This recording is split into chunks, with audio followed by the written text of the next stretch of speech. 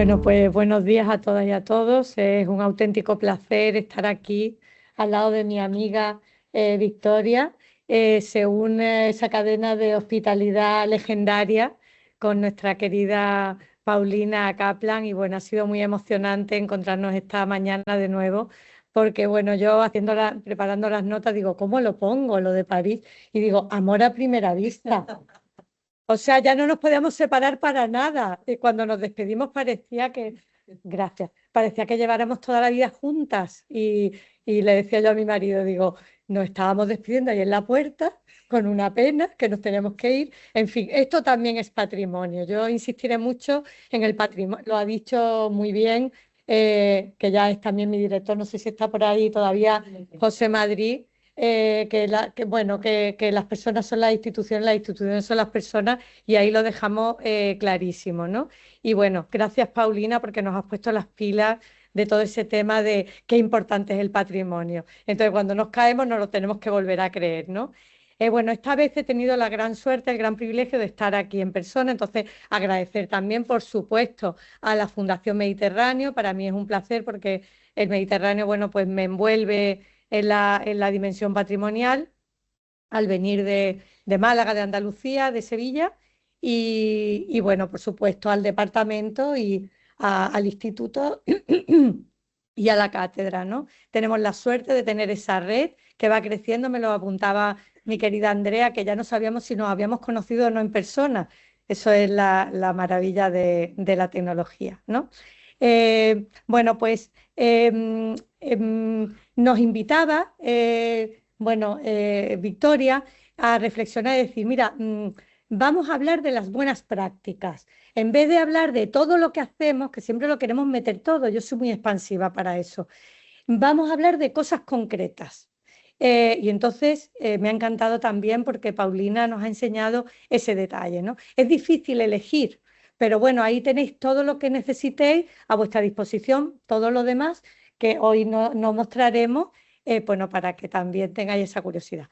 Entonces, en primer lugar, os voy a enseñar la cátedra a que nos dedicamos muy brevemente.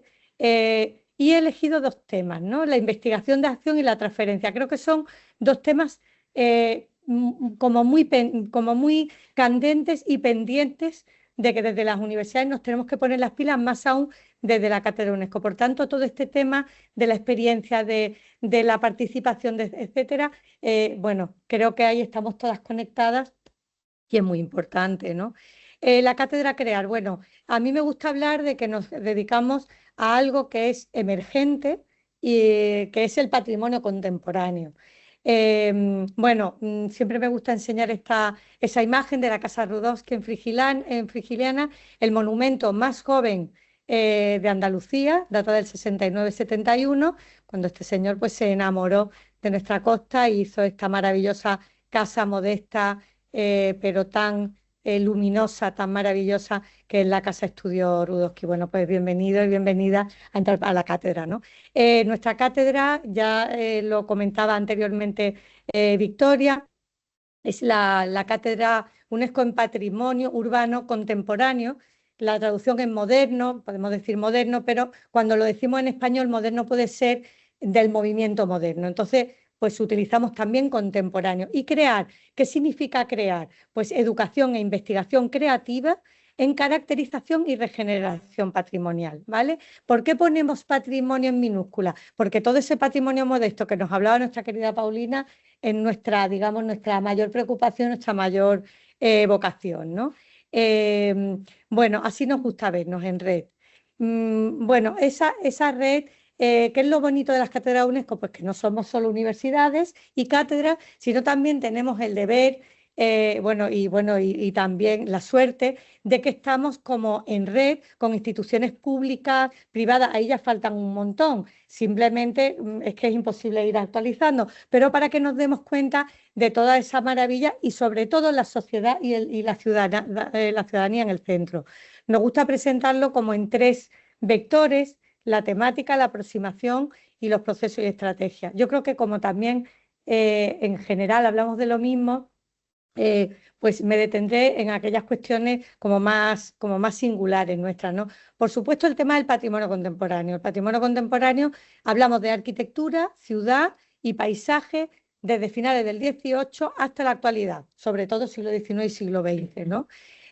Un patrimonio que es el momento de la historia donde más hemos construido, y sin embargo es el menos protegido, el menos valorado y el que precisa como de más de nuestra atención, ¿no? Y de nuestro amor, ¿no? De nuestro cariño.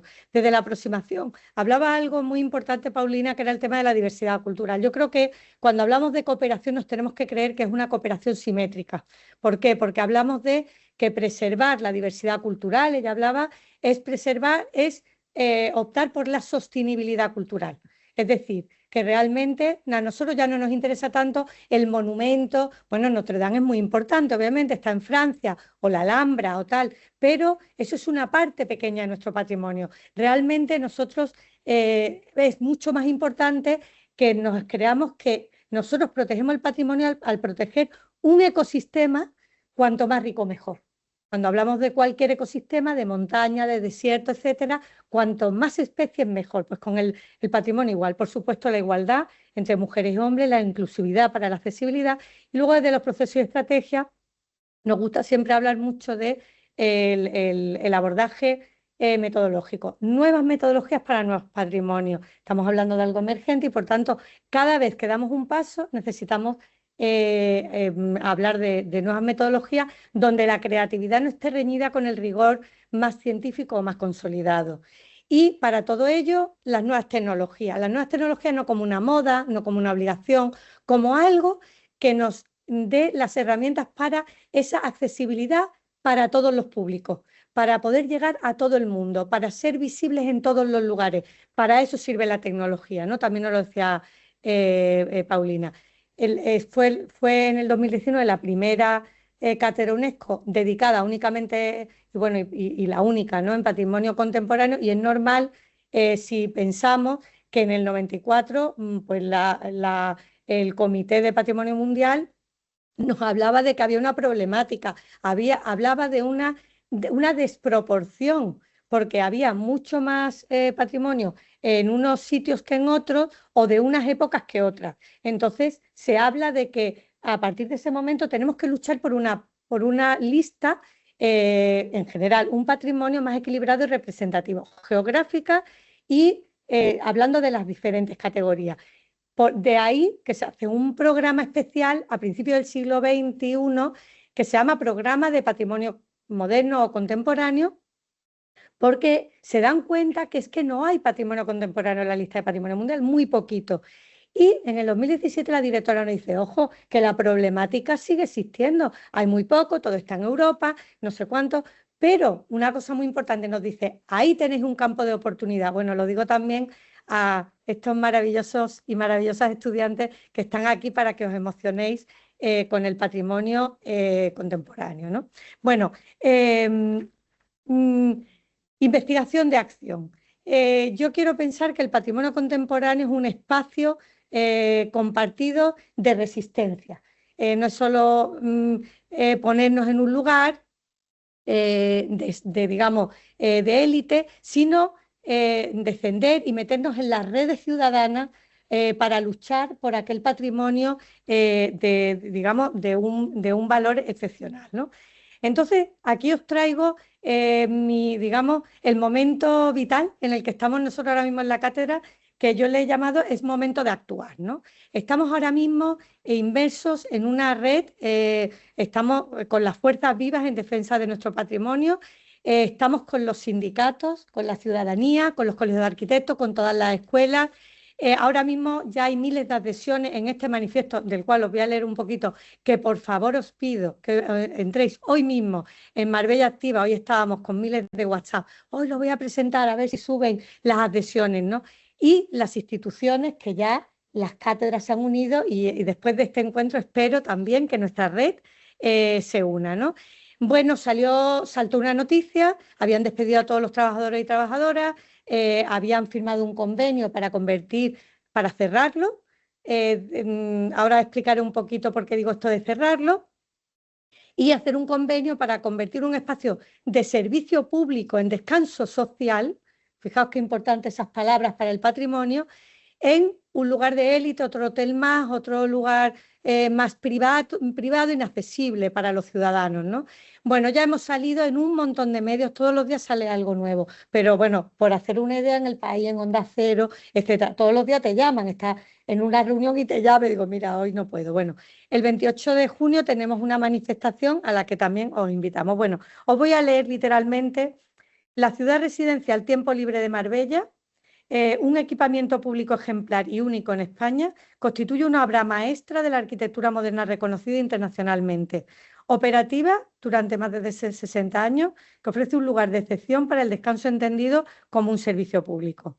Está gravemente amenazada en la actualidad, tanto por el cese injustificado de su actividad como por un convenio firmado entre el Ayuntamiento y Junta de Andalucía que ordena su recalificación a uso hotelero y un aumento enorme de edificabilidad, lo que supondría su destrucción, una pérdida incalculable tanto cultural como social. Por este motivo os animamos a adheriros a este manifiesto que os muestro y convocamos al conjunto de la ciudadanía, es decir, a todos nosotros y nosotras, asociaciones, instituciones, a participar en las acciones que se estén realizando en defensa de la ciudad residencial Tiempo Libre de Marbella. Voy a hacer un recorrido muy breve para que veamos. Hablaba Paulina qué importante es hablar de los valores. Esto fue a través de un concurso público en los años 50 de Manuela Emerick y Ángel Cadarso, en pleno costa, en ese momento prácticamente intacta, Marbellí, de la Costa del Sol, ¿no? Voy a repasar muy brevemente los valores. De entrada, un valor histórico internacional. El descanso remunerado se convierte en derecho universal a través de los derechos humanos del año 48. Es decir, estamos hablando de algo, hablábamos de que el patrimonio construye la paz, también los derechos obviamente construyen la paz. Y esto fue uno de los avances legislativos más importantes del primer tercio del siglo XX, con los antecedentes del Tratado de Versalles. Realmente en este momento se dice que toda persona que trabaja tiene derecho a descansar y a que le paguemos sus vacaciones. Por tanto, esto realmente constituye una cuestión absolutamente de la sociedad moderna, entendida como una construcción de derechos sociales, ¿no? Por supuesto, los valores arquitectónicos, tipológicos y paisajísticos de esto que vinieron a llamar las ciudades sindicales de vacaciones. ¿Por qué? Porque era un nuevo uso, era un nuevo programa, teníamos que espacializar, es una nueva arquitectura. Al principio lo que hicimos fue como los franceses, que lo que hacían era aprovechar los hoteles que ya había, pero poco a poco se hizo una nueva arquitectura. Al principio eran edificios aislados, nos separaban por sexos, los hombres, las mujeres, y luego ya se convierten en unos complejos arquitectónicos, prácticamente urbanos, en espacios naturales de excepción y baja densidad. Para familias, ¿no? Y por tanto lo que se hacía era agrupar una serie de servicios, un programa completo para sociabilizar, para construir. Al ser unos elementos tan complejos, claro, solo se construyeron finalmente 3, 2 se empezaron los proyectos pero no se hicieron. Y lo que se hacía era sectorizar España, toda esta gente del noroeste para acá, todo para allá. Entonces se hizo uno en Tarragona, en Perlora, en Asturias, y el de Marbella. Ahí vemos el plano. El plano, bueno, nos habla de que frente al que se hizo en Tarragona o en Perlora, esto tiene algo especial. Especial porque realmente se pensó como un parque marítimo, es decir, el soporte es un diseño paisajístico donde se ubicaban, casi se posaban esas arquitecturas para el habitar, pero también para el deporte, lo vemos en el norte, para el tema de la sociabilidad, todo el tema comunitario y para el tema del disfrute marítimo. Si nos fijamos, en vez de pegarnos así a la costa, todo se desplaza hacia la carretera, hacia esa mítica N340. Y es que realmente este proyecto lo que hace es localizarse en un cordón dunar de alto valor natural, y el proyecto lo que hace es fijar las dunas y en el fondo protegerlas. Desde los años 80 a los 20 años ya la gente, los historiadores, los catálogos, empezaban a valorar esta maravillosa arquitectura que no puede más que emocionarnos. Y nuestro querido Juan Antonio Ramírez, perdido desgraciadamente a edad muy joven, pues nos hablaba de cómo no es una arquitectura como banal, de una curvita, etcétera. No, no. Estamos hablando de una arquitectura que es capaz de integrar la modernidad que se requiere en ese momento con lo vernacular y con lo mediterráneo. Y ahí sale esa gran arquitectura. Bueno, por tanto, ese parque marítimo donde se posan esas pequeñas piezas, ¿no? Ese parque, ¿no? Y a medida que la vegetación persistente se va completando con la vegetación proyectada, parece que ese bosque hubiera estado siempre allí. Y entonces, de pronto que esas arquitecturas se meten en ese bosque que realmente es parte del proyecto, ¿no? Pero no olvidemos el valor de lo intangible. A mí me gusta hablar del valor ecológico y el valor social. Eh, ¿Cómo hacer una arquitectura que protege el medio donde se implanta? Ahí está la magia de la arquitectura. Es decir, por supuesto, transformamos el medio, no vamos a engañar a nadie, pero estamos realmente protegiendo la franja del cordón dunar. Todos los hoteles que rodean han machacado por completo y queda el fragmento del cordón dunar delante, pero en el centro el valor de uso y el valor social. Estamos hablando de un lugar que ha tenido turismo social, un servicio público a lo largo de más de 60 años, cosa que no ha pasado en Tarragona y en Perlora, que bueno, que empezaron a demoler las piezas y a abandonarlo y a cerrarlo, bueno, ya en los años 90. Por tanto, estamos hablando de un valor importantísimo como democratización y sociabilización del descanso. Este espacio ya hoy inaccesible, prohibido, todo cerrado, imposible entrar, han sido despedidos sus trabajadores y trabajadoras que se resistieron, se manifestaron, pero los han reubicado y el convenio que que habla de cambiar el uso y aumentar la edificabilidad en 125%. O sea que, por favor, meteros en Marbella Activa y ser parte de esta acción, bueno, muy emocionante. No sé el tiempo que me queda, ya está, ¿verdad? Poquito. Poquito. Pues ya está. Yo hago esta pasada para que luego entréis a esto porque me parece que la labor que tenemos de transferir es muy importante para esa visibilidad y accesibilidad del conocimiento patrimonial.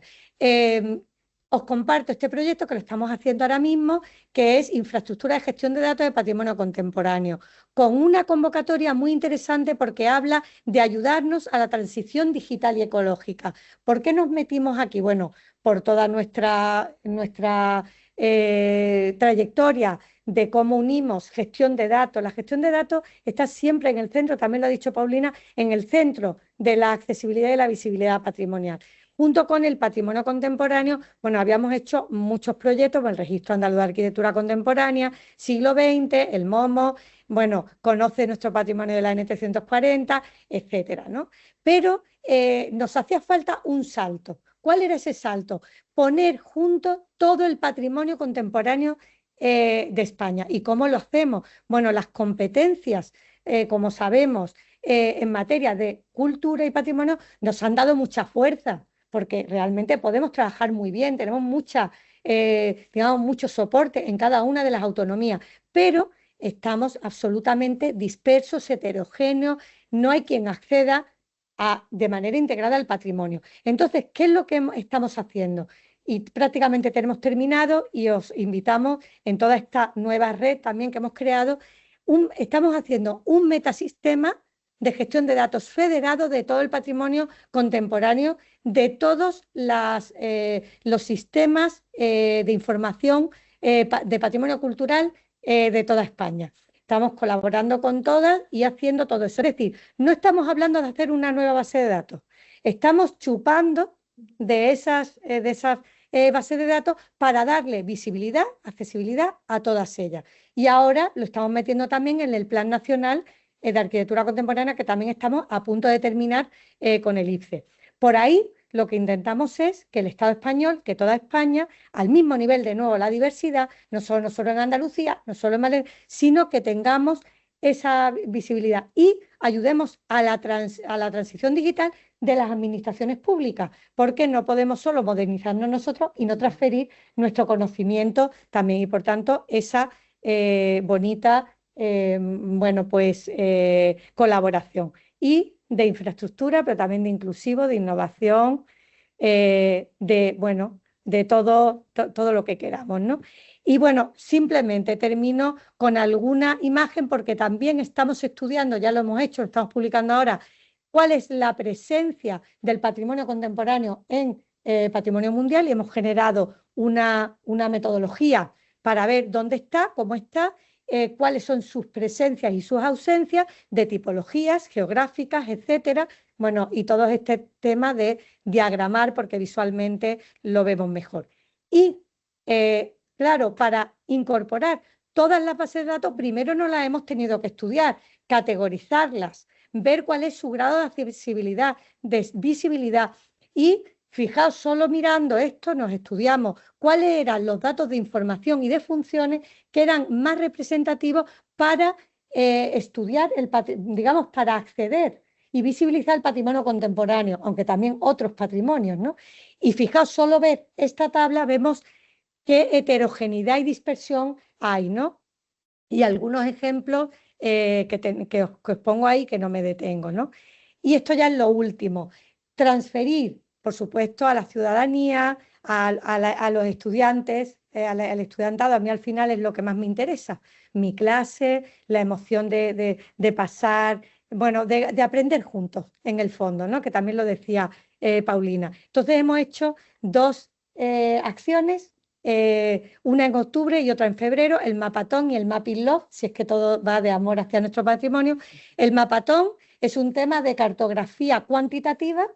Hemos colaborado con OpenStreetMap y hemos realizado un cartografiado todo telemático, todas las talleres eran online. Para cartografía lo podríamos hacer seguir con el del resto de España, pero hicimos de Andalucía, que era el que teníamos como más controlado, para continuar por ahí. Y esta es la última imagen, porque creo que aquí hablábamos de el patrimonio también es emoción, es amor. Bueno, pues realmente tenemos que hablar de que el patrimonio es cantidad, pero también tenemos que no solo hacer investigaciones más o menos, digamos, racionales, pero también está la caracterización emocional y afectiva. Entonces hicimos una aplicación donde nos paseábamos por el patrimonio contemporáneo de la exposición del 29 y del 92, y íbamos marcando qué nos sugería ese patrimonio contemporáneo. Y bueno, pues con este corazón y ese Mapping Love, bueno, pues os invitamos a todos a uniros de corazón a la Cátedra UNESCO CREAR, y de nuevo, pues muchísimas gracias, un placer estar aquí.